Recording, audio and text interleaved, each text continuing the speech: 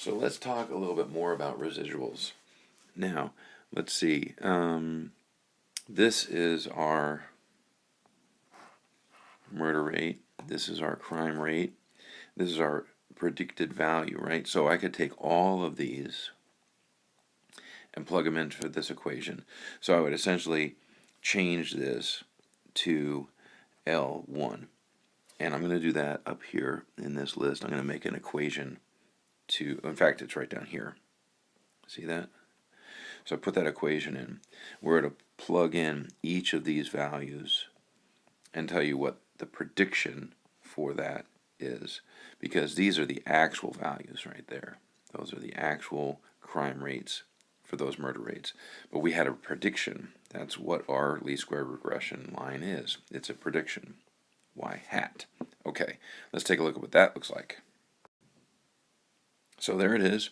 And remember, this is our actual value, this is our predicted value. And what is the difference between those is the residual. So in fact, I'm going to do all of the residuals in the calculator. And how would I do that? Well, let's just subtract them, because here are our actual values, and here are the predicted values. Actual values, predicted values. So let's subtract list. So it's going to be list 2 minus list 3. And then we'll put that into list 4. And here's what that looks like.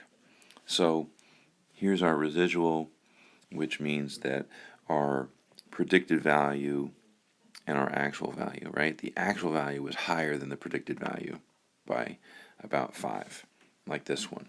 Okay? Here is our actual value, which is a lot lower, or lower than our predicted value.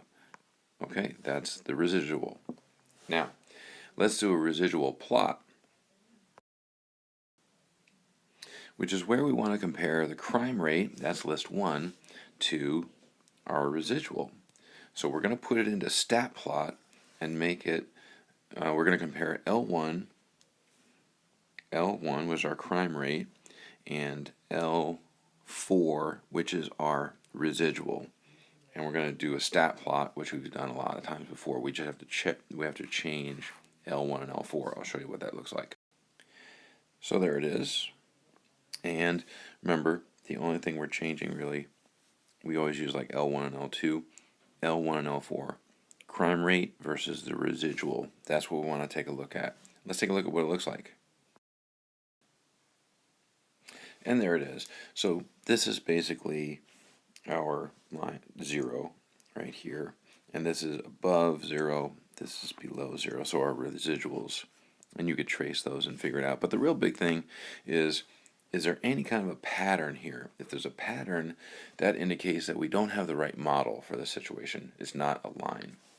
Well, this is pretty linear, or excuse me, this is pretty random, so our linear model is okay, even though our data is not that great.